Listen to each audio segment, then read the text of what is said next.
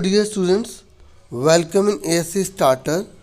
Dear students, आज मैं आपको साइंस का जो हमारा पेपर था, प्रैक्टिस पेपर जो डीओ ने इशू किया है, उसका सेकंड पार्ट करवाऊंगा आज मैं। और मैंने फर्स्ट पार्ट में जो सेक्शन ए था उसमें 24 क्वेश्चन थे, वो मैंने आपको करवाए थे। ठीक है, अब इस वीडियो में 25 क्वेश्चन से स्टार्ट करूँगा। एक बात और, जो सेक्शन ए था ना, उसमें हमने 24 में 20 क्वेश्चन करे थे, तो उसमें जो पिक्चर्स वाले क्वेश्चन थे, ठीक है, वो तो आप कर सकते हैं, ठीक है, लेकिन जो विजुअली इम्पेयर्ड स्टूडेंट्स हैं वो पिक्चर वाले नहीं कर सकते, तो उनके लिए अलग क्वेश्चंस जो होते हैं वो दिए होते हैं। ठीक है, तो वो जब भी सारे क्वेश्चन हो जाएंगे तो पिक्चर्स के अलावा जितने भी जो पिक्चर्स के ऑप्शन में करने होते हैं विजुअली इम्पेयर्ड को, वो इस वीडियो के हम लास्ट में डिस्कस करेंगे। लेकिन जो स्टूडेंट्स हैं बाकी के, उनको भी वो ज़रूर देखने हैं, क्योंकि एग्ज़ाम में जरूरत तो है नहीं कि वो नहीं आएंगे, वो दूसरे होके चेंज होके भी तो आ सकते हैं ना एग्ज़ाम में, है ना। तो अब फटाफट स्टार्ट कर देते हैं सेक्शन बी को। तो पहले मैं हिंदी में बोलूँगा, फिर इस क्वेश्चन को इंग्लिश में बोलूँगा। यहाँ पर कुछ इंस्ट्रक्शन दिए गए हैं कि आपको 20 क्वेश्चन करने हैं, और शुरू के जो भी 20 क्वेश्चन आपने किए होंगे वही इवैल्यूएटेड होंगे। अगर आप सारे कर देते तो आपके सारे क्वेश्चन नहीं देखे जाएंगे, शुरू के 20 देखे जाएंगे। अगर बीच में छोड़ते तो 20 होने तक ही उसे मतलब गिना जाएगा। ठीक है, जैसे मैं एग्जांपल देता हूँ 1 2 3 4 5 6 7। आपको मान लो इसमें से 4 क्वेश्चन करने हैं, तो एक बच्चे ने ये कर दिया, ये कर दिया, ये कर दिया, ये कर दिया, तो इसको 1 2 3 4 गिना जाएगा। लेकिन अगर किसी बच्चे ने सोचा कि ये सारे कर दूँ, तो उसके शुरू के 4 को ही गिना जाएगा। ठीक है, इनको नहीं गिना जाएगा, ये मतलब है। अब देखिए, पहले हिंदी में देखिए, ये कह रहा है एक संयोजी उत्तक और उनके कार्य का सही मिलान चुनिए। ठीक है, ये इंग्लिश में, पहले हिंदी में ज़रा सा देख लेते हैं। देखिए, ये संयोजी उत्तक कह रहा है, मतलब कनेक्टिव टिश्यू की बात कर रहा है। ठीक है, तो ये कह रहा है कि इनमें से इसका कार्य आपको बताना है, जो बिल्कुल सही है।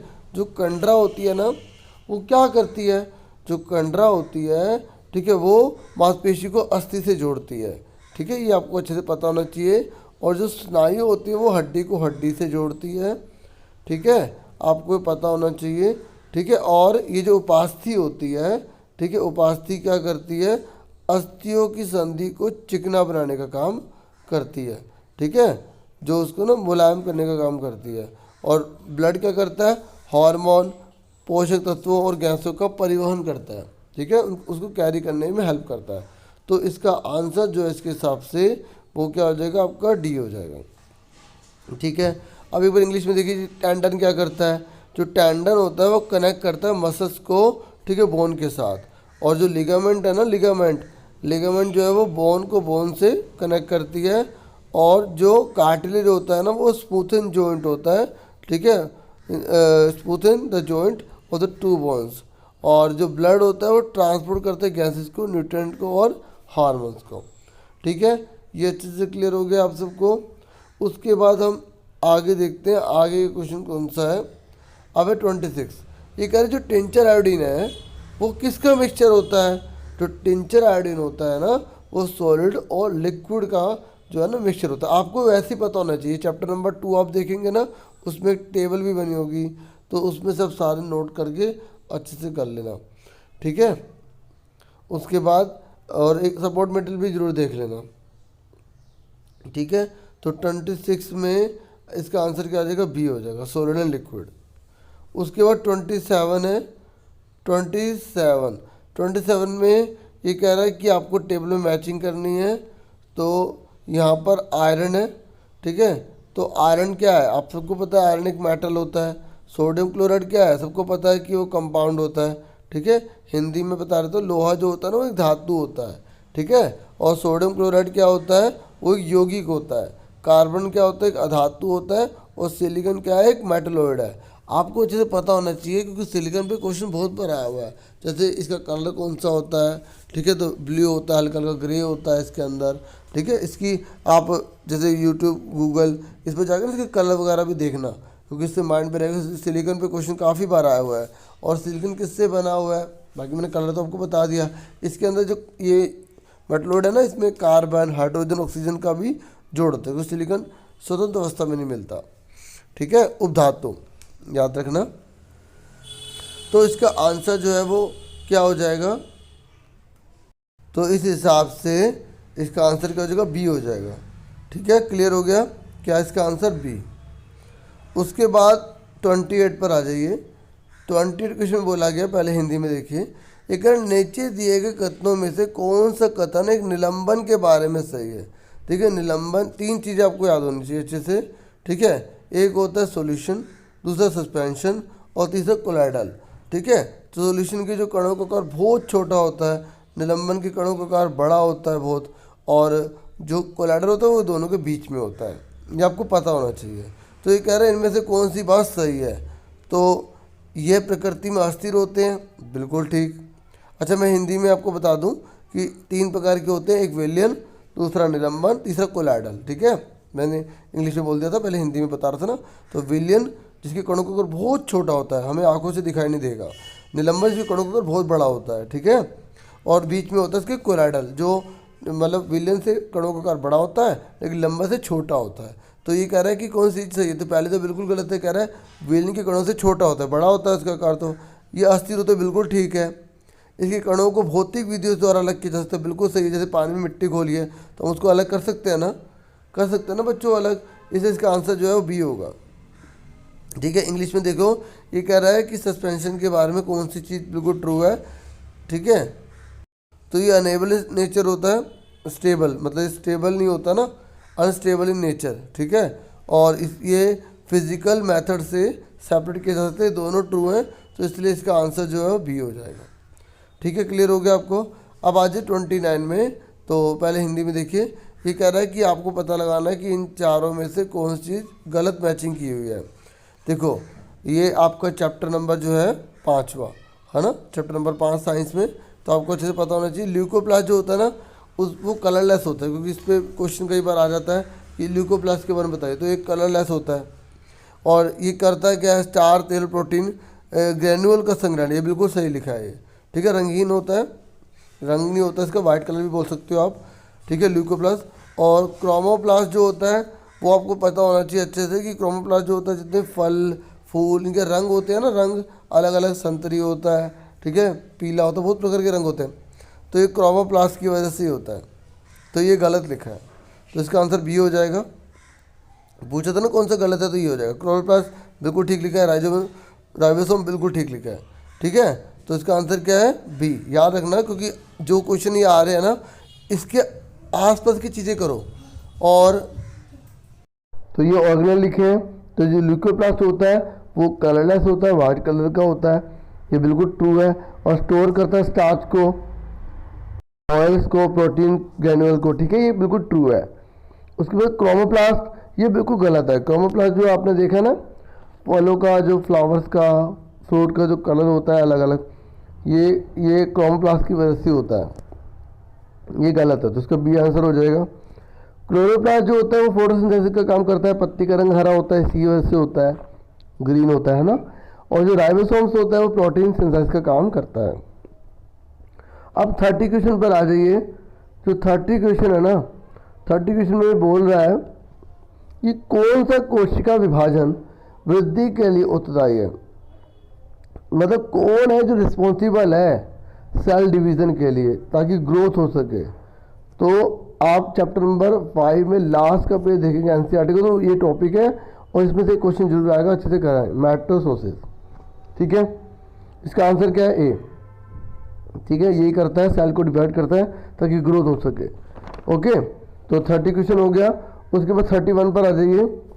31 में देखो, मैं इसके बारे में बहुत अच्छे से बता चुका हूँ कि आपको पहले दोनों स्टेटमेंट देखनी होती है और देखना होता है कि अगर दोनों ट्रू हैं तो फिर जो आर है क्या वो बिल्कुल सही से एक्सप्लेन कर रहा है ए के बारे में। फिर इस तरीके से सारा ये बहुत बार डिस्कस कर चुके हैं। ठीक है, बहुत सी वीडियो में बता चुका हूँ, होप ये आपको अच्छे से पता होगा। अब देखिए क्या है ये 31 से लेकर 35 तक के क्वेश्चन हमें इसी के बेस पे करने हैं। 4 ऑप्शन ये दे रखे ए बी सी डी, आपको बताना 31 का क्या होगा। 31 में कह रहा है सोल्यूशन इज होमोजेनियस मिक्सचर, बिल्कुल सही। जो विलेन होते हैं ना वो समांगी मिश्रण होते हैं, बिल्कुल ठीक लिखा है ये कह रहा है विलेन की बनावट समान होती है। देखो ये कह रहा है कि क्यों होता है होमोजेनियस मिक्सचर, इसीलिए तो होते हैं होमोजेनियस क्योंकि इसका यूनिफॉर्म कॉम्पोजिशन होता है। इसमें यूनिफॉर्म कॉम्पोजिशन पाया जाता है, इसी वजह से जो है ना ये होमोजीनियस होते हैं। ठीक है, सॉल्यूशन जो होते हैं वो होमोजीनियस होते हैं। ठीक है, जो सस्पेंशन होते हैं वो हेटेरोजीनियस होते हैं। ठीक है, विलयन जो होते हैं वो समांगी होते हैं और जो निलंबर होते हैं ना विषमांगी होते हैं, क्योंकि उनके ना विलयन के कणों की बनावट समान नहीं होती। चैप्टर नंबर 2 में आप देखेंगे। ठीक है, और आपको इससे क्लियर हो जाएगा। तो इसका मतलब देखो ये दोनों ट्रू भी है और रीजन बिल्कुल सही दे रखा है असर्शन का, तो इसलिए इन चारों में से कौन सा होगा, ए हो जाएगा। ठीक है, तो इसका आंसर क्या आ गया, ए आ गया। नेक्स्ट कह रहा है कि जो चिकनी अंतर्द्रव्य जलिका होती है ना SCR, ठीक है, वो जीवात जनन में मदद करती है। ठीक है, जो स्मूथ एंडोप्लाज्मिक जो रेटिकुलम होता है ना वो हेल्प इन मेम्ब्रेन बायोजेनियस। ठीक है, बहुत इंपॉर्टेंट चीज़ है ये। ठीक है, मेम्ब्रेन बायोजेनियस किसके द्वारा किया जाता है, ये भी क्वेश्चन एग्जाम में बहुत बार आया हुआ है। ठीक है, तो ये बिल्कुल ट्रू लिखा है कि SCR करता है, बिल्कुल ठीक है ये। ऐसा कारण कह रहा है, ऐसा इसलिए हो पाता है क्योंकि SCR जो है वो मैन्युफैक्चरिंग करता है लिपिड मॉलिक्यूल्स का, बिल्कुल ठीक।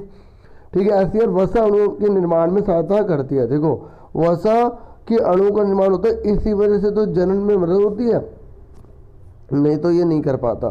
तो इसका मतलब अभिकथन भी सही है, कारण भी सही है और बिल्कुल सही भी एक्सप्लेन कर रहा है, तो इसका ए आंसर हो जाएगा।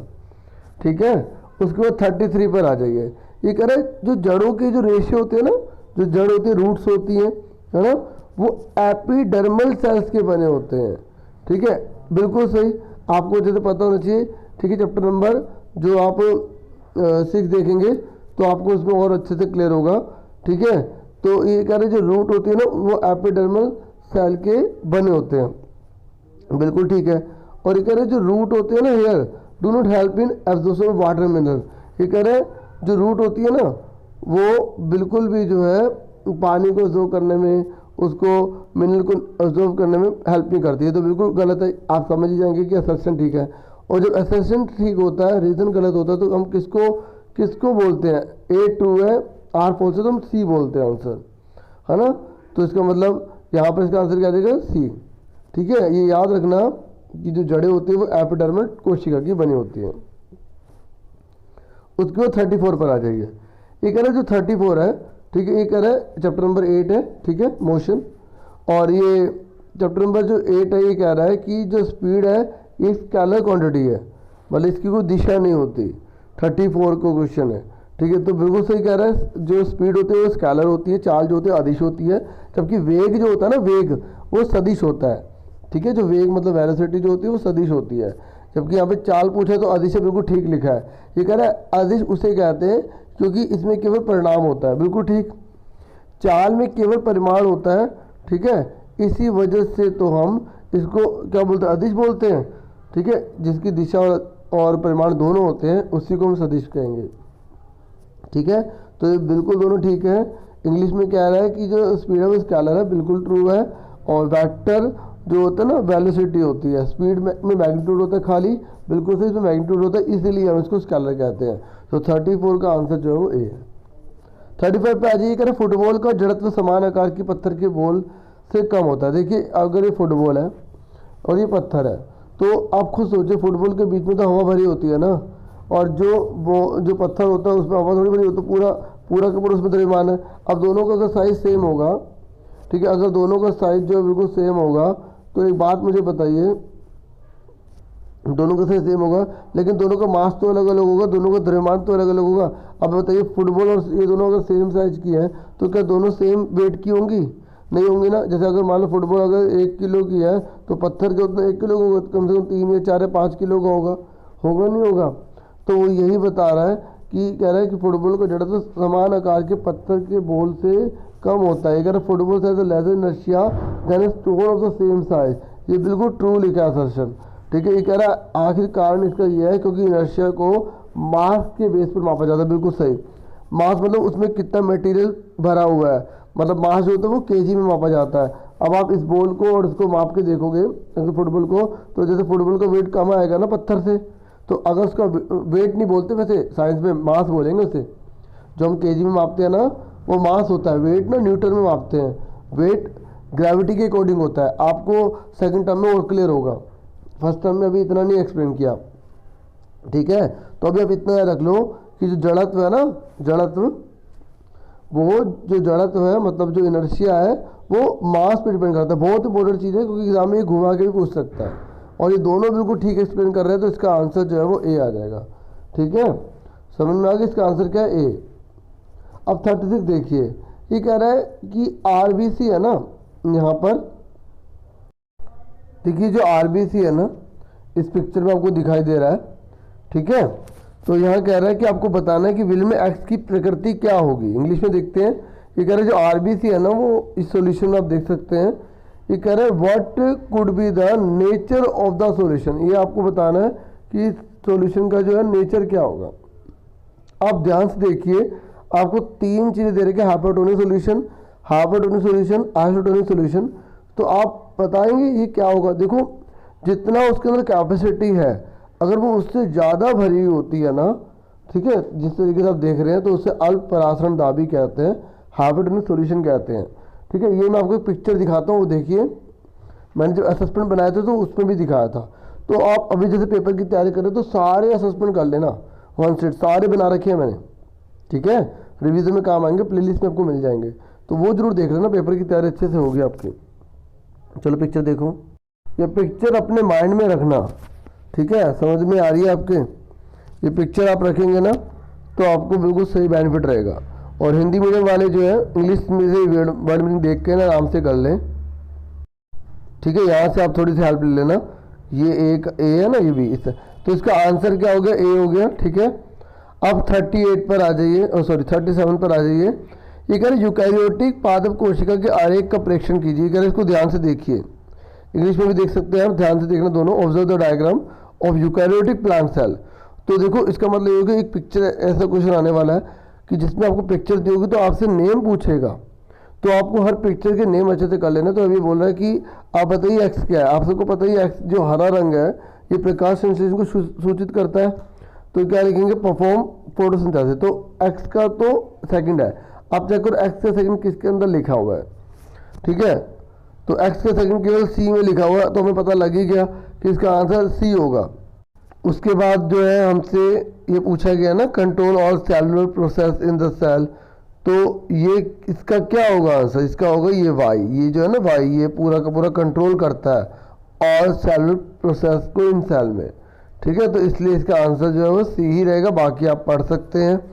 ठीक है, हिंदी में भी अब देख लीजिए, ये जो एक्स है ना ये प्रकाश संश्लेषण का कार्य करेगा, और ये जो वाई है ना ये कोशिका में सभी उपाच्य क्रियाओं को नियंत्रण करेगा, ये जो वाई है। और ये जो जेड है, ये जो जेड है ठोस और तरल पदार्थों को संग्रहण करता है। ठीक है, तो इस तरीके से ये वाला क्वेश्चन हो गया। अब 38 कह रहा है कौन न्यूरॉन का पार्ट नहीं होता। देखिए केंद्रक होता है, कोशिकाएं होता है, ध्रुमिका होती है, सिनेप्स नहीं होता। ठीक है, तो इसलिए इसका आंसर जो है वो क्या आ जाएगा, सिनेप्स आ जाएगा। इसने बोला विच is not a part of neuron, तो इसका आंसर जो है वो क्या आ जाएगा, सिनेप्स आ जाएगा। उसके बाद 39 है, ये कह रहा है निम्नलिखित में से कौन यौगिक का गुण नहीं है। ये कह रहा है which of the following is not a characteristics of A compound. तो देखिए किसी यौगिक के संगठन को सरल भौतिक विधियों द्वारा अलग नहीं किया जा सकता। ठीक है, तो ये तो बिल्कुल इसका गुण है। ठीक है, बिल्कुल सही है।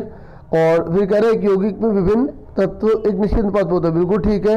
ये कह रहे हैं किसी यौगिक के गुण उसमें मौजूद तत्वों के गुणधर्मों से पूर्णतः भिन्न होते हैं, बिल्कुल ठीक है। ये कह रहे हैं एक यौगिक प्रकृति में विषमांगी होता है, ये बिल्कुल गलत है। तो इसका आंसर डी हो जाएगा। इंग्लिश में पढ़ देता हूँ। इंग्लिश में ये कह रहा है कि जो कंपाउंड है ना उसकी इनमें से कौन सी फीचर नहीं है। ये कह रहा है constituents of A compound can not be separated by simple physical method. ये कह रहा है सिंपल फिजिकल मेथड से जो कंपाउंड होते हैं ना उसके जो उसके पार्ट होते हैं वो अलग नहीं हो सकते, बिल्कुल सही है। ठीक है, और ये ट्रू है, इसका मतलब बी है, a compound contains different element in fix ratio, ये बिल्कुल ट्रू है। थर्ड है properties of compound are entirely different from those of the element present in it, बिल्कुल ठीक है ये भी। और ये कह रहा है compound is heterogeneous in nature, और ये फॉल्स है, ये हेट्रोजीनियस नहीं होते हैं। ठीक है, ये बिल्कुल गलत है, तो डी आंसर इसका आ जाएगा। अब 40 क्वेश्चन में बोला गया है कि एक छात्र ने पेशी उत्तक की एक स्लाइड का प्रेक्षण सूक्ष्मदर्शी से किया जिसकी संरचना बेलनाकार, धारीदार और प्रकृति में ऐच्छिक है, मतलब शेप बदली जा रही है। ये किस प्रकार की पेशी उत्तक है। तो चैप्टर नंबर 6 में आप सारे पेशी उत्तक जितने भी मस्कुलर टिश्यू है और जो भी प्रकार के टिश्यू, एपिकल टिश्यू जो भी है ना, सब सारे पढ़ लेना, अच्छे से देख लेना। तो आपसे पूछा गया इनमें से कौन सी कैटेगरी ये पाई जाती है। तो देखिए स्ट्रेट जो मसल होते हैं उसकी खास बात होती है ये, ठीक है। इंग्लिश में स्ट्रेट और हिंदी में रैखित पेशी कहते हैं, ठीक है। इंग्लिश में पढ़ देता हूँ। A student observe a slide of muscular tissue under microscope which is cylindrical, striped and voluntary in nature. तो ये कौन सी प्रकार की मस्कुलर टिश्यू होगा, और ये होगा स्ट्रेट मसल्स, ठीक है। सी आंसर है इसका। उसके बाद नेक्स्ट क्वेश्चन पूछा गया है कि कपोल कोशिका किस प्रकार के एपिथेलियम उत्तक का भाग है। जो कपोल है ना, इंग्लिश में जो चिक सेल हमारे जो गाल की सेल है ना, वो किस टाइप की होते हैं, एपिथेलियल टिश्यू है ना, वो किस प्रकार की है। तो इसका आंसर जो है ना स्क्वेमस कहलाती है, ठीक है। स्क्वेमस एपिथेलियम कहा जाता है इसको, आपको अच्छे से पता होना चाहिए। बी आंसर है इसका। और चैप्टर नंबर 6 में आप देखेंगे ना, लास्ट में क्वेश्चन दे रखे हैं, तो वो वाले क्वेश्चन भी जरूर देख लेना। उसमें टिश्यू वाले दो प्रकार से पूछ रखे हैं, ठीक है। 11वें क्वेश्चन के आसपास ही होगा, देखना। 42 क्वेश्चन है, ये कह रहे which is not found in a prokaryotic cell. जो प्रोकैरियोटिक सेल होते हैं ना, उसमें इनमें से क्या चीज नहीं पाई जाती। तो देखिए जो प्रोकैरियोटिक सेल होते हैं ना, उसमें मेम्ब्रेन बाउंड ऑर्गेनल नहीं पाए जाते, ठीक है। हिंदी में झिल्ली से बंधे हुए अंग जो है इसमें नहीं पाए जाते प्रोकैरियोटिक कोशिका के अंदर। अब आ जाइए 43 क्वेश्चन पर। ये कह रहा है निम्नलिखित में बल के बारे में कौन सत्य है। बल के बारे में आपको बताना, पहले हिंदी में पढ़ता हूँ। देखिए जो बल अगर हम किसी वस्तु पर लगाते हैं वो अपनी जगह से विस्थापित, अपनी जगह से हट जाती है, ठीक है। तो इसका मतलब ये है कि वो असंतुलित बल है। अगर हम दोनों तरफ से बल लगा रहे हैं, कहीं एक तरफ से भी लगा रहे हैं और वो अपनी जगह से नहीं हिल रही, तो वो संतुलित बल है, ठीक है। तो ये कह रहा है असंतुलित बल वस्तु के आकार को बदल सकता है, बिल्कुल ठीक लिखा है ये, तो ये वाला तो ट्रू है। फिर कह रहा है कि संतुलित बल किसी वस्तु की विरामावस्था मतलब रुकी हुई चीज़ या गति की वस्तु को बदल देता है। तो भाई ये बिल्कुल ठीक जो है ना नहीं है, ठीक है, गलत लिखा है, क्योंकि दोनों एक दूसरे को उल्टे हैं। संतुलित बल में कोई चीज़ अपनी जगह से हिलती नहीं है। ये क्या संतुलित बल होगा तो कोई त्वरण पैदा नहीं होगा, बिल्कुल ठीक, क्योंकि वो अपनी जगह पर ही रहेगी। और ये कह रहा है किसी वस्तु की गति को तेज करने के लिए संतुलित बल चाहिए, बिल्कुल गलत, ठीक है। संतुलित बल से तो वो हिलेगी ही नहीं, ठीक है। तो इसका आंसर जो है वो क्या हो जाएगा आपका, इसका हो जाएगा बी, यानी कि फर्स्ट एंड थर्ड। अब इंग्लिश में सुनिए, ये कह रहा है कि जो फोर्स है ना, फोर्स, उसके बारे में ट्रू कौन सी बात है। तो फोर्स के बारे में आपको ट्रू पता लगाना है। तो ये कह रहा है अनबैलेंस फोर्स लगाएंगे तो शेप को चेंज कर पाएंगे, बिल्कुल ट्रू है। ये कह रहा है बैलेंस फोर्स से हम किसी चीज़ को रोक सकते हैं, किसी चीज़ को मोशन में ला सकते हैं, बिल्कुल गलत है, ठीक है। और ये कह रहा है अगर बैलेंस फोर्स होगा तो एक्सेलरेशन नहीं होगा, बिल्कुल ट्रू है। तो पहला और जो थर्ड है वो ट्रू है। ये कह रहा है अगर मैं एक्सेलरेशन में किसी चीज़ को लाना है तो बैलेंस फोर्स की जरूरत होगी, ये बिल्कुल गलत है, ठीक है। तो इसका आंसर बी हो जाएगा। अब उसके बाद जो है नेक्स्ट क्वेश्चन पर आ जाइए। ये कह रहे हैं जो डीएनए ना, डीएनए, ठीक है, the functional segment of DNA are called. जो डीएनए का सेगमेंट है ना, फंक्शनल जो काम करता है, उसे क्या कहा जाता है। तो आपको पता होना चाहिए, उसे जीन कहा जाता है, ठीक है। डीएनए जो डीएनए है ना, क्रियात्मक खंड को क्या कहते हैं, जीन कहते हैं। उसके बाद नेक्स्ट है 45 में बोला मैचिंग करनी है आपको। तो माइटोकॉन्ड्रिया क्या करता है, आपको पता होना चाहिए। जो माइटोकॉन्ड्रिया होता है वो एटीपी का निर्माण करता है, प्रोड्यूस करता है एटीपी को। और जो राइबोसोम है वो क्या करता है, जो राइबोसोम होता है ना, आपको अच्छे से पता होना चाहिए। राइबोसोम जो होता है, ठीक है, वो क्या करता है, वो प्रोटीन का निर्माण करता है। किसका निर्माण करता है, प्रोड्यूस ऑफ प्रोटीन। तो इसका आंसर, ठीक है। अब पहले देखो क्या क्या होगा। और जो गोल्जी काय है वो क्या करता है, जो गोल्जी काय है ना, वो क्या करता है, गोल्जी काय क्यों करता है, लाइसोम के निर्माण में मदद करता है। क्या करता है, जो हेल्प इन फॉर्मेशन ऑफ लाइसोम। और बाकी बोल जाओ प्लास्टिड्स जो है वो मेक प्लांट ऑटोट्रॉफ, पौधों को क्या बनाता है, स्वपोषी बनाता है। तो इस तरीके से अब आपको जो मैंने आंसर बताया उसके बेस पर कौन सा ऑप्शन करेक्ट होगा, ठीक है। इसका होगा सी, ठीक है। इसका फोर्थ ही हो गया गोल्जी वाले का, ठीक है, जो मैंने अभी आपको बताया कि फॉर्मेशन करता है लाइसोम का, ठीक है। इसलिए सी आंसर आ जाएगा, ठीक है। उसके बाद आ जाइए 46। ये कह रहा है कोशिका के अपशिष्ट निपटाने वाला तंत्र, मतलब जो भी कूड़ा कचरा होता है ना, जो डिस्पोजल को पूरा एक तरह से डिस्पोज करता है सारा कुछ, ठीक है। जो कूड़ा कचरा होता है, वेस्ट मटेरियल जो होता है, उसको कौन करता है, आपको पता होना चाहिए, लाइसोसोम करता है। कौन करता है, अपशिष्ट निपटाने का काम लाइसोसोम करता है। अब इसके 47 पर आ जाइए। 47 में देखो बोला गया है कि 10 केजी और 20 केजी की दो वस्तु हैं, इंग्लिश में भी देखो साथ के साथ, और ये कह रहा है एक इसकी वेलोसिटी इतनी है, इसकी वेलोसिटी जो इतनी है, ठीक है। 10 वाले की इतनी है, 20 वाले की इतनी है। कह रहा है दोनों में से किसका मोमेंटम जो है वो तेज होगा। आपको पता होना चाहिए मोमेंटम का जो फॉर्मूला होता है वो मास, ठीक है, इनटू वेलोसिटी होता है। तो अब आप देखिए ये मास के लिए, ठीक है, द्रव्यमान गुणा में, ठीक है, वेग होता है, द्रव्यमान गुणा में वेग। तो देखो 10 को 20 से गुणा करो, कितना आएगा, 200 आएगा, और 20 को 5 से करो 100 आएगा। तो देखो कौन सी वैल्यू ज़्यादा आ रही है, 200 बड़ा होता है 100 बड़ा होता है, 200 बड़ा होता है, ठीक है। तो इसका मतलब ए आंसर इसका आ जाएगा, ठीक है, क्लियर हो गया। बस आपको इसके लिए फॉर्मूला पता होना चाहिए था, एम इजिकल टू क्या होता है, मतलब एम नहीं बोलते यहाँ पे, मोमेंटम को पी से डिनोट किया जाता है, ठीक है, संवेग को पी से डिनोट करते हैं, मास इंटू एक्सेलरेशन। याद रखना मोमेंटम मतलब संवेग, संवेग को पी से डिनोट करते हैं, ठीक है। अब उसके बाद जो है नेक्स्ट क्वेश्चन पर आ जाइए। जो नेक्स्ट क्वेश्चन है वो हमारा है 48। ये कह रहा है कि देखिए इंग्लिश और हिंदी दोनों ध्यान देना, कि ये कह रहा है कि सड़क है ना, पर आप एक सीधी रेखा में चल रहे हैं, ठीक है, और 5 केजी का जो पहिया है 5 केजी का है, और आप क्या कर रहे हो उसको ना, आप चाहते हो कि ये रुक जाए, ठीक है। रोकने के लिए आपको क्या नाम है, कितना फोर्स चाहिए होगा। तो देखो 20 मीटर पर सेकंड से 0 पे लाने के लिए, क्योंकि देखो ये जैसे जैसे यहाँ जाएगा तो ये यहाँ पे 0 नहीं आ गया, तो कितने सेकंड लग गए, टोटल 10 सेकंड लग गए 20 से 0 आने में। तो कह रहा है फोर्स कितना लगेगा, ठीक है, हिंदी में बल कितना लगेगा। तो आपको फोर्स का फॉर्मूला आना चाहिए।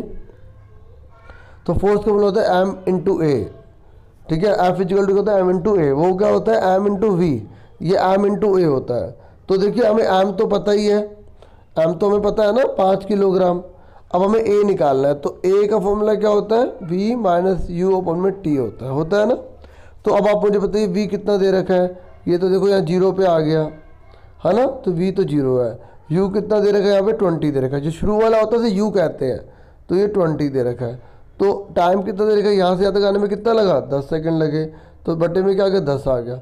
अब 20 में से, ठीक है, हमारे जो है ना 0 चले गए, तो कितने बचे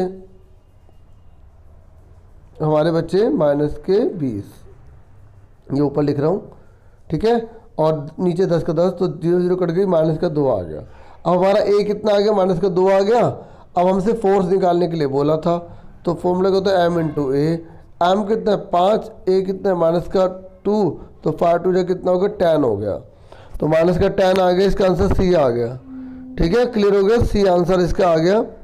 उसके बाद सेक्शन सी पर आ जाइए आप। सेक्शन सी देखिए, ठीक है, समझ में आ गया आपको, ठीक है। देखिए बहुत सिंपल है, एक बार थोड़ा सा बता दूं कि m इंटू ए होता है, ए निकालने के लिए v माइनस यू ओपन में जो है ना आपको t लगाना है। v होता है लास्ट वाला, u होता है पहले वाला, मतलब इनिशियल वेलोसिटी, u मतलब इनिशियल वेलोसिटी प्रारंभिक वेग, v मतलब अंतिम वेग। ये शुरू में जो 20 है ना, अगर ये यहाँ से यहाँ होता है, ऐसा तो हो नहीं सकता, टाइम माइनस का हो जाए, ठीक है, तो ये ठीक है ऐसा होगा, ये ऐसे बना आएगा, ठीक है। तो आप बुक के एग्जांपल देखना ना, तो आपको क्लियर होगा, बुक में भी बना रखे हैं क्वेश्चन। तो ये शुरू वाला u होता है, बाद वाला v होता है, ठीक है। तो इसका आंसर क्या आ गया, सी, माइनस का 10 आ गया। अब सेक्शन सी स्टार्ट करते हैं। तो सेक्शन सी में इसने बोला है कि इसमें जो है यहाँ पे केस स्टडी के बेस पर है, और 12 क्वेश्चन है, आपको केवल 10 करने हैं, ठीक है। तो फटाफट देखते हैं, पहले हिंदी में पढ़ता हूँ, ठीक है, फिर इंग्लिश में। ये कह रहे हैं किसी विलन की सांद्रता उसकी प्रति इकाई आयतन या घोल के प्रति इकाई द्रव्यमान में मौजूद विलन की मात्रा है। ये बिल्कुल ठीक लिखा है, और इसका मतलब ये याद रखना कि जो विलन की जो सांद्रता होती है ना बच्चों, मतलब उसके अंदर कितना परसेंटेज जो है ना, क्या विलय कितना है वो है, ठीक है, उसमें, ठीक है ना, प्रति इकाई द्रव्यमान में मौजूद विलय की मात्रा। नहीं समझ आया, बताता हूँ। देखो अगर जैसे 50 ग्राम चीनी, नीचे दे रखे एग्जाम्पल, यही वाला बताता हूँ। अगर तापमान बढ़ाओगे तो उसमें घुलने की क्षमता बढ़ जाएगी, ठीक है। एक छात्र है, उसने सामान्य तापमान पर 350 ग्राम पानी में 50 ग्राम चीनी घोली, ठीक है। तो ये कह रहा है किसी विलयन की सांद्रता को द्रव्यमान प्रतिशत, यानी कि विलय का द्रव्यमान बटे में विलयन का द्रव्यमान गुणा में 100 के रूप में व्यक्त किया जाता है। अब देखिए मैं आपको क्या बता रहा हूँ, मैं ये कह रहा हूँ कि देखो जो विलन की जो सांद्रता है ना उसके अंदर कितना विलय घुला हुआ है वही है। अब आपको तीन चीज़ें पता होने चाहिए, एक विलय होता है, एक विलायक होता है और एक विलयन होता है। पहले हिंदी में बता रहा हूँ, ठीक है। तो इन दोनों को जोड़ोगे तो ये निकलेगा, ठीक है। जैसे ये चीनी है, ये पानी है, इन दोनों को मिला के जो घोल बना ना वो विलयन है। तो एक विलयन में कितना विलय है ना वो उसकी सांद्रता कहलाएगी। जैसे यहाँ पर 50 ग्राम चीनी है तो 50 ऊपर लिखेंगे, नीचे टोटल आएगा, नीचे टोटल मतलब पानी और जो चीनी दोनों को जो घोल रखा है ना उसका टोटल आएगा। तो 350 से 50 जोड़ेंगे तो कितना आएगा, 400 आएगा। मल्टीप्लाई में 100 लिखेंगे तो 2 जीरो कैंसिल हो जाएगी, ठीक है। तो इसे काटो, 4 1 जा 4, 4 2 जा 10, ठीक है, 4 2 8 सॉरी, और 4 5 20, तो 12.5%। तो ये विलयन की सांद्रता 12.5% कहलाएगी, मतलब जितना उस घोल के अंदर जितना विलय है वो उसकी सांद्रता होगी, ठीक है। अब इसके वजह से क्वेश्चन करेंगे, पहले इंग्लिश वाले भी अब समझ लें चेंजा में क्या कह रहा है। बाकी सभी देखा करो, हिंदी इंग्लिश दोनों देखा करो, इससे आपको बेनिफिट होगा। मैं इस तरह की लैंग्वेज यूज़ करता हूँ ताकि दोनों को बेनिफिट हो। ये कह रहे थे concentration of solution is the amount, ये कह रहे जो सॉल्यूशन का जो कंसनट्रेशन है ना वो अमाउंट होती है जो सोल्यूट प्रेजेंट होता है पर यूनिट वॉल्यूम या पर यूनिट मास के अंदर, सॉल्यूशन के अंदर। और ये कह रहे solubility of A solution increases, ये कह रहे किसी सॉल्यूशन के अंदर घुलने की क्षमता तब बढ़ जाती है जब हम उसका टेम्परेचर इंक्रीज करते हैं। ये कह रहे ड्यूरेशन ड्यूरिंग एन एक्सपेरिमेंट, जब एक्सपेरिमेंट करते हैं स्टूडेंट डिजोल्व, एक बच्चे ने एक्सपेरिमेंट करा तो 50 ग्राम शुगर में जो है ना 50 ग्राम शुगर उसने पानी के अंदर डाली जो 350 ग्राम है। तो ये कह रहा है अगर आपको इसका कंसंट्रेशन निकालना है तो आपको ये फॉर्मूला फॉलो करना पड़ेगा। ऊपर आप लिखेंगे मास ऑफ सोल्यूट और नीचे लिखेंगे मास ऑफ सॉल्यूशन गुणा में 100 लिखना पड़ेगा। तो मैं आपको यही तो बता रहा हूँ कि किसी का भी अगर आपको कंसंट्रेशन निकालना है जो सॉल्यूशन का है तो ऊपर सोल्यूट लिखना है, मतलब उसमें कितनी चीनी घुली है, जैसे 50 ग्राम टोटल कितना है। देखो जो हम चीज़ घोलते हैं ना, जो हम डिजोल्व करते हैं वो सोल्यूट कहलाता है, और जिसमें घोलते हैं जैसे पानी में घोल रहे हैं ना हम, तो 350 ग्राम ये जो पानी है ना ये सॉल्वेंट कहलाएगा। जब दोनों को जोड़ देंगे तो 400 जो आएगा ये क्या कहलाएगा, सॉल्यूशन कहलाएगा। तो नीचे 400 आएगा, हमेशा नीचे टोटल लिखना है, मल्टीप्लाई में 100 आएगा तो 2 जीरो काटोगे से काटोगे तो 12.5% आ जाएगा, ठीक है। इस तरीके से जो 12.5% जो हमारा आया ना वो कंसंट्रेशन कहलाएगा और सॉल्यूशन का। अब देखिए पहला बोला गया which is not a component of solution, जब हम सॉल्यूशन को निकालते हैं तो कौन सी चीज़ इसमें नहीं है। सॉल्यूट होता है बिल्कुल ठीक, सॉल्वेंट होता है बिल्कुल ठीक, डिस्पर्स फेज नहीं होता, तो इसका आंसर सी आ जाएगा। सिंपल है। आगे कह रहा है कि जो शुगर सॉल्यूशन है ना उसमें सॉल्यूशन जो है वो जो बनकर तैयार हुआ है वो किससे बनकर तैयार हुआ है, तो वो सॉलिड और लिक्विड से मिलकर तैयार हुआ है, या लिक्विड से, हाइड्रोजीनियस से, या solution of gas and liquid से। हम सब जानते हैं चीनी और पानी कैसी शेप में होती है, हम सब जानते हैं ना डियर स्टूडेंट्स। तो इसलिए इसका आंसर क्या हो जाएगा, आप सब जानते हैं इसका आंसर क्या होगा, ए हो जाएगा, ठीक है। ठोस और द्रव का मिश्रण से बना है, ठीक है, क्लियर हो गया। अब 51 देखिए ये कह रहा है कि विलयन की सांद्रता के लिए कौन सा कथन सही है। तो जो ये कह रहा है प्रति इकाई आयतन में मौजूद विलयन की मात्रा या प्रति इकाई आयतन में उपस्थित विलायक की मात्रा, ठीक है, यह तापमान के साथ कभी नहीं बदलती, उपरोक्त कोई भी नहीं। तो इसका आंसर आप खुद अच्छे से बता सकते हैं कि इसका आंसर क्या होगा, उसमें विलय की मात्रा होती है, ठीक है ना। तो इसका आंसर क्या होगा, ए, ठीक है। इंग्लिश में क्या, amount of solute present per unit volume, ठीक है। उसके 53 पर आ जाइए। ये कह रहा है कि उपरोक्त प्रयोग में चाप द्वारा निर्मित विलयन की सांद्रता क्या होगी, अभी मैंने सोल्व करके दिखाया था ना, तो 12.5% होगी। क्यों, क्योंकि ऊपर कितना था 50, नीचे कितना था 400, मल्टीप्लाई में कितना था 100, तो 2 जीरो कैंसिल कर दी थी, इसको डिवाइड किया तो 12.5 आया था, ठीक है, इसलिए 12.5% हो गया, ठीक है। उसके बाद इसका आंसर क्या है, बी। उसके बाद नेक्स्ट है, अब नेक्स्ट केस स्टडी है, ठीक है। तो ये कह रहा है कि वेग में परिवर्तन की दर को त्वरण कहते हैं, मतलब the rate of change of velocity is called acceleration, बिल्कुल ठीक लिखा है। एक विद्यार्थी ने एक धागे का टुकड़ा लिया और उसके एक छोर पर एक पत्थर बांध दिया और दर्शाए चित्र के अनुसार उसने धागे के दूसरे छोर को पकड़कर पत्थर को वृत्तीय पथ पर नियत चाल से घुमा रहा है और पत्थर सहित उसे छोड़ दिया, फिर छोड़ दिया। देखो इंग्लिश में एक बार पढ़ देता हूँ। The rate of change of velocity is called acceleration, बिल्कुल ट्रू है। ये कह रहा है स्टूडेंट जो है वो एक पीस लेता है थ्रेड का, धागे का, और उस पर एक पत्थर बांध देता है, tied a small stone at the once of it ends, एक एंड से पत्थर बांध देता है। He moves the stone to describe a circular path, उसको घुमाता है ताकि वो एक सर्कुलर पाथ बन सके, पिक्चर में आप देख सकते हैं। ठीक है, विद कॉन्स्टेंट स्पीड, एक स्पीड से घुमा रहा है, by holding the thread at the other and, और इस तरीके से उसने एक एंड से फिर से छोड़ दिया, रिलीज कर दिया। तो जैसे पिक्चर में आप देख सकते हैं उसने छोड़ दिया तो ऐसे पत्थर सीधा चला जाएगा ना। अब क्वेश्चन में क्या बोला है, क्वेश्चन में है कि जो त्वरण है वो क्या है, आपको पता होना चाहिए। एक्सेलरेशन किसे कहते हैं? जो एक्सेलरेशन होता है ना वो एक वेक्टर क्वांटिटी होती है, ठीक है, जिसकी एक डायरेक्शन होती है। एक्सेलरेशन को वेक्टर क्वांटिटी कहा जाता है। हिंदी में त्वरण को जो है वो सदिश राशि कहा जाता है, ठीक है। और ये कह रहा है कि धावक का वृत्तीय पथ का जो गमन है वो क्या दर्शाएगा? The motion of an athlete on a circular path shows, क्या दिखाएगा? जो बच्चे का जो सर्कुलर पाथ है उसका जो मोशन वो क्या दिखाएगा? वो दिखाएगा एक्सेलरेटेड मोशन दिखाएगा, ठीक है।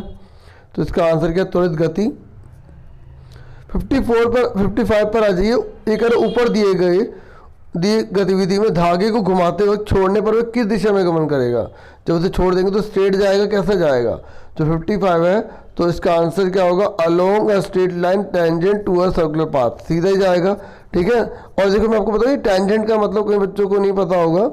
देखो ये सर्कल होता है, तो सर्कल की अगर इसको अगर टच करते हुए जा रही है ना, जिसको एक पॉइंट टच करता ही है, तो इस लाइन को हम टेंजेंट कहते हैं, ठीक है। तो बी आंसर आ जाएगा इसका।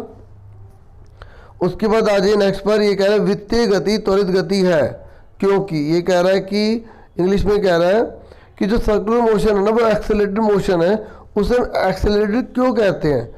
जो सर्कुलर में जो घूम रहा है ना उसे हम एक्सेलरेटेड क्यों कहते हैं? तो उसे इसलिए कहते हैं क्योंकि डायरेक्शन जो है ना मोशन की वो बार बार चेंज होती चली जा रही है, ठीक है। Direction of motion is changing continuously. इसका आंसर जो है सी है, ठीक है। इसका आंसर क्या है? सी, गति की दिशा लगातार बदल रही है। अब उसके बाद फिर एक केस स्टडी है, ठीक है। तो अब हम इस केस स्टडी को देख लेते हैं क्या है। पहले हिंदी में पढ़ते हैं। एक रुधिर एक संयोजी उत्तक है। जो ब्लड है ना वो एक कनेक्टिव टिश्यू है, हमें पता है कनेक्टिव टिश्यू है, विच इज ए फ्लूइड, ठीक है। इसमें प्लाज्मा नामक द्रव मैट्रिक्स होता है और जिसमें आरबीसी, डब्ल्यूबीसी और प्लेटलेट्स निलंबित होते हैं, ठीक है, मतलब निलंबित होते हैं, इसमें पाए जाते हैं। और ये कह रहे हैं प्लाज्मा में प्रोटीन, लवण, हार्मोन होते हैं और रुधिर प्रवाहित होता है और शरीर के विभिन्न भागों में गैस, पोषक तत्वों, हार्मोन और अपशिष्ट पदार्थों को परिवहन करता है। तो बिल्कुल ट्रू है, बिल्कुल सही बात बताइए यहाँ पे। और हमें ये दिया होता है, बिल्कुल सही दिया होता है। इसके बेस पर हमें इसमें आंसर ढूंढने होते हैं, ठीक है। बहुत स्कोरिंग है। ये ब्लड एक कनेक्टिव टिश्यू है, ठीक है। क्या है? Connective tissue which as a fluid matrix, जिसमें एक फ्लूइड जो है मैट्रिक्स होती है, कॉल जिसे प्लाज्मा कहा जाता है। इन विच आरबीसी, जिसमें आरबीसी, डब्ल्यूबीसी और प्लेटलेट्स सस्पेंडेड मतलब पाए जाते हैं। ये कह रहे तो प्लाज्मा जो रहता है ना उसमें प्रोटीन कंटेन करता है, सोल्ट होता है, हार्मोन्स होते हैं। ये कह रहे जो ब्लड फ्लो होता है ना इसमें एंड ट्रांसपोर्ट होता है वो गैसेस, ये मतलब इसमें ब्लड फ्लो तो होता है और ट्रांसपोर्ट करता है गैसेस को, न्यूट्रिएंट को, हार्मोन्स को एंड वेस्ट मटेरियल को to different part of body. तो यही है जो अलग अलग बॉडी के पार्ट में किसको ट्रांसफर करता है? गैसेस को, न्यूट्रिएंट्स को, हार्मोन को, वेस्ट मटेरियल को, ठीक है। अब इसके बेस पे हमसे क्वेश्चन पूछा गया है।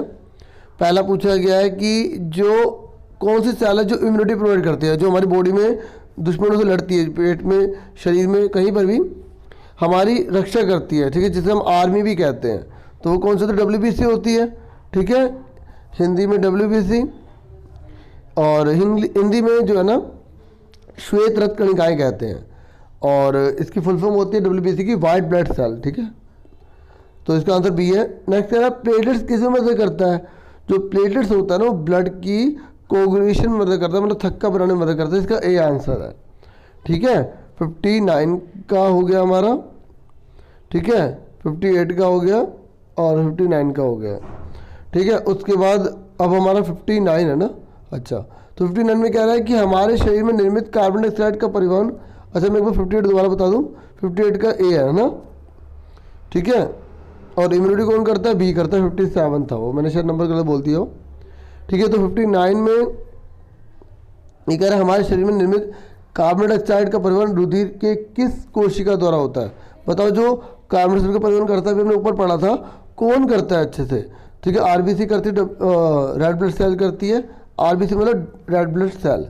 तो carbon dioxide that produce in our body transported by which cell of blood, इसे क्या बोलते हैं, आरबीसी बोलते हैं। ठीक है, जो सारा का सारा ट्रांसपोर्ट करने का काम करती है कार्बन डाइऑक्साइड को, और भी बहुत सारी चीज़ों को करती है। ठीक है, आप यहाँ पे आराम से केस स्टडी में देख सकते हैं। उसके बाद देखिए आगे क्वेश्चन है, ये 60, ये मैं सोचना लास्ट है, क्योंकि जो विजुअली इम्पेयर्ड स्टूडेंट्स हैं उनके लिए क्वेश्चन है, तो आपके भी काम के हैं, आप इन्हें देखिए, क्योंकि आप तैयारी कर रहे हैं, है ना। आपको स्कूल का काम तो कर नहीं रहे, आगे देखिए कर भी रहे, तब भी आप देख सकते हैं। उसके बाद नेक्स्ट है, हर संयोजी ऊतक में होता है जो कनेक्टिव टिश्यू है ना, उसमें क्या पाया जाता है, जितने भी सब कनेक्टिव टिश्यू है ना, उसमें क्या चीज़ पाई जाती है। तो मैट्रिक्स, बिल्कुल सही, मैट्रिक्स तो पाई जाती है। सेल लूज स्पेस, जो सेल होते हैं उनमें लूज स्पेस होता है, मतलब कोशिकाएं आपस में कम जुड़ी होती हैं। ठीक है, तो ये भी पाया जाता है। ठीक है, और ये कह रहे हैं ट्रांसपोर्ट सब्सटेंस इन बॉडी, ये नहीं, ये जरूर नहीं है। ठीक है, हर किसी में हो, तो ये इसका आंसर डी हो जाएगा, ए और बी दोनों ठीक है। ठीक है, तो इसका 60 का डी हो गया। अब फटाफट आगे देखिए, तो 13 क्वेश्चन है, तो पहले पार्ट में मैंने बताया था, तो ये देखिए, ये कह रहा है 13 क्वेश्चन में कि पहले हिंदी पढ़ता हूँ, क्या निम्नलिखित में से कौन पैरेन्काइमा के कार्य नहीं है। तो इंग्लिश में बोलो, which of the following note the function of parenchyma tissue. तो पैरेन्काइमा का टिश्यू का कौन सा काम नहीं है, कौन सा नहीं है बोला। ठीक है, याद रखना। तो इसने बोला पौधों के भागों को कठोरता प्रदान करता है। ठीक है, तो जो ये तो इसका काम नहीं है। ठीक है, पैरेन्काइमा का काम नहीं है जो भागों को कठोरता प्रदान करे, और आमतौर पर भोजन का संग्रहण करता है। ठीक है, ये इसका काम है पैरेन्काइमा का। और यांत्रिक सहायता प्रदान करते, ये भी नहीं है। तो पहला और तीसरा इसका काम नहीं है। एक प्रकार का पैरेन्काइमा प्रकाश संश्लेषण करता है, ये भी ठीक है। तो इसमें बोला कौन सा काम नहीं है, तो फर्स्ट थर्ड नहीं है, तो इसका आंसर क्या आ जाएगा, ए आ जाएगा। ठीक है, 13 में क्या आ जाएगा, ए हो जाएगा। फिर 15 में कह रहा है कौन सा विभेदक तनों और जड़ों के शीर्ष में उपस्थित होता है। देखो मैं आपको बता दूं, ये जो क्वेश्चन 13 और 15 आ गया ना, ये विजुअल इम्पेयर्ड में जो पिक्चर्स आपकी दे रखी थी ना, ये उस पिक्चर के ऑप्शन में है, क्योंकि उनको ये वाले क्वेश्चन करने हैं। ये कह रहे कौन सा विभेदक तनों और जड़ों के शीर्ष में उपस्थित होता है। ठीक है, इंग्लिश में है, लेकिन आप भी सीखें। Which mathematic tissue is present at the growing tip. Growing tip जो शूट है और रूट है ना, ठीक है, जैसे रूट मान लो जा रहे तो इसके यहाँ पर पाया जाता है, ये शूट है तो इसके यहाँ पाया जा रहा है। तो ये कौन सा जो है ना मैथमेटिक टिश्यू पाया जाता है, तो इसका आंसर क्या है, एपिकल मेरिस्टेम। ठीक है, मेरिस्टेम। ठीक है, ये आ रहा है शीर्षस्थ विभोज, नाम से पता लग रहा है शीर्ष में कौन होगा, शीर्षस्थ ही होगा। ठीक है, तो 19 क्वेश्चन में बोला गया है कि 3 कारें ए बी और सी है, एक सीधी सड़क पर चल रही हैं, और जिनकी गति के दूरी समय ग्राफ के अनुसार कार ए का ढाल कार बी के ढाल से कम है, कार सी का ढाल सबसे अधिक है। मतलब पिक्चर में था ना ऐसा, इसका ढाल सबसे ज़्यादा है ऐसे। ठीक है, इन कारों की गति के लिए कौन सा कथन सही है, तो आपको इसमें तो बताना था, इंग्लिश में आप पढ़ें। एक है 3 कार दे रखी है ए बी सी। ठीक है, वो स्टेट रोड में जा रही है, और ये कह रहा है कि as per distance time graph, कौन सा ग्राफ है, डिस्टेंस और टाइम ग्राफ है। ठीक है, ये कह रहा है कि इनके मोशन के बारे में बता रखा है। जो कार ए है ना, उसका जो स्लोप है वो बी से कम है, और जो कार सी है उसका स्लोप सबसे ज़्यादा है। ठीक है, ये कह रहा है इस स्टेटमेंट को पढ़ के आप आंसर बताइए कौन सी चीज़ ट्रू होगी। तो इसका आंसर मैं सीधा इसका बताता हूँ, ये कार सी जो है ना वो फास्टर है सबसे ज़्यादा। ठीक है, क्यों, क्योंकि वो हाईएस्ट है उसका स्लोप, इसलिए उसकी स्पीड भी ज़्यादा होगी।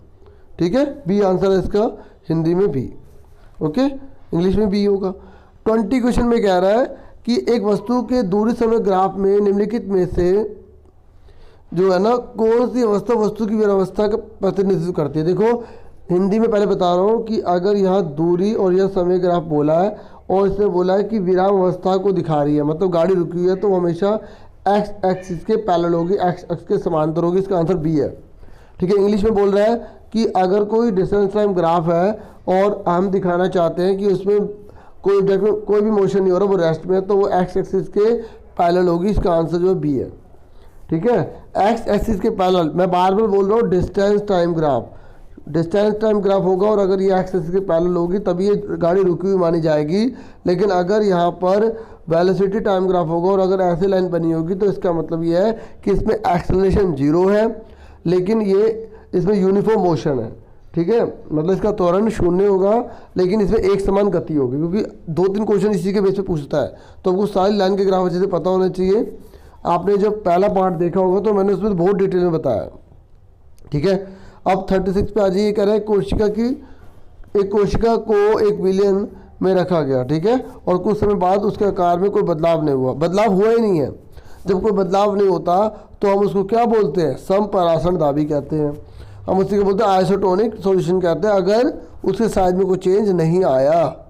ठीक है, इसका आंसर क्या आ गया? सी आ गया। हिंदी में देख लीजिए ये। ठीक है,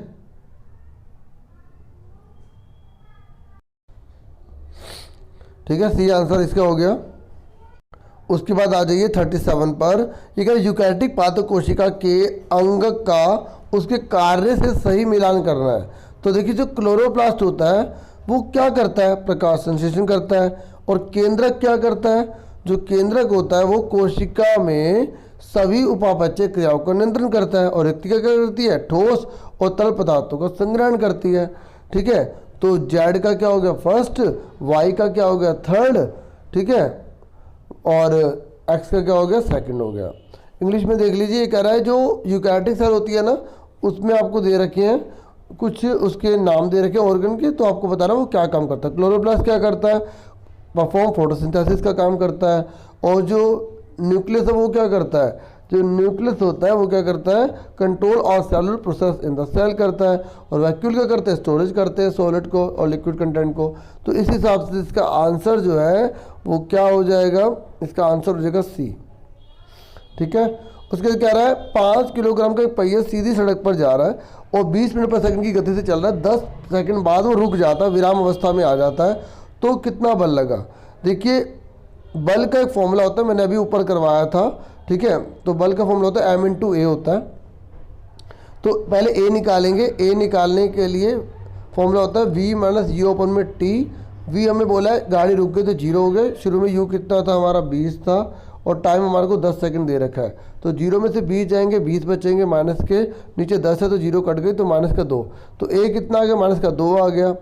ठीक है, और अब हमें f निकालना है। तो m/a होता है। m कितना दे रखा है हमें?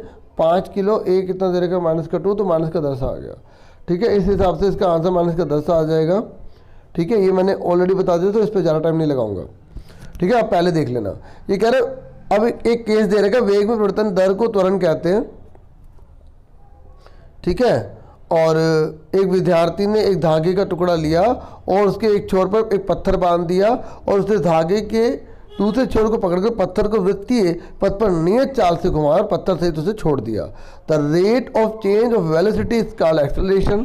अ student took a piece of thread and tied a small stone at one of its ends. He moved the stone to describe a circular path with constant speed by holding the thread at the other end and released it. अभी हमने इस पर discuss किया था, बस वहाँ picture दे रखी थी इसलिए इसे दोबारा बताया। तो देखिए, इसने बोला है कि एक्सेलरेशन क्या है? वेक्टर क्वांटिटी है। ठीक है, अभी डिस्कस कर चुके हैं। उसके बाद जो धावक है ना, उसका जो वृत्तीय पथ का जो गमन है, देखो यहाँ पर पता क्या पूछ रहा था? Motion of an athlete on a circular path shows. जो एथलीट है ना, उसका जो वो कर रहा है, सर्कल घुमा रहा है, ठीक है, उसका कौन सा पाथ कहलाएगा? एक्सेलरेटेड। बिल्कुल सेम वही क्वेश्चन थे। उसके बाद ऊपर दिए गए गतिविधि में धागे को घुमाते वक्त छोड़ने पर वह किस दिशा की ओर गमन करता है? बिल्कुल सेम क्वेश्चन है, बस वो पिक्चर दे दी थी इसलिए यहाँ पर इन्होंने दोबारा बता दिया सेम। ठीक है, तो वही सेम है। तो हम जानते हैं कि जब पत्थर को छोड़ेंगे तो वो टेंजेंट में बिल्कुल स्ट्रेट जाएगा, along a straight line tangent to the circular path. ठीक है, और अगर विजुअली इम्पेयर्ड सुन रहे हैं स्टूडेंट्स तो वो भी उसे जस्ट सुन लेना उससे भी। ठीक है, ये आपको क्लियर हो जाएगा। तो यहाँ बी आ जाएगा। उसके बाद जो है वृत्तीय गति त्वरित गति है, क्योंकि एक जो सर्कुलर मोशन होता है ना, वो एक्सेलरेटेड क्यों होती है? जो सर्कुलर मोशन होता है वो एक्सेलरेटेड मोशन क्यों होता है? वो इसलिए होता है सर्कुलर मोशन एक्सेलरेटेड क्योंकि जो डायरेक्शन जो होती है ना मोशन की, वो चेंजिंग होती रहती है कंटिन्यूसली। तो इसका आंसर सी है। ठीक है, direction of A motion is changing continuously. तो इस तरीके से पूरा मैंने आपको समझा दिया पेपर, और होप ये समझ में आपको आ गया होगा। काफ़ी लेट मैंने इसे अपलोड किया क्योंकि बीच में काफ़ी कुछ था, चलो अब जो हो गया ठीक है। होप ये आप वीडियो आपके लिए हेल्पफुल होगी। थैंक यू फॉर वॉचिंग, और आप चैनल से जुड़ सकते हैं। अपना पूरा ध्यान रखना। Take care yourself dear students.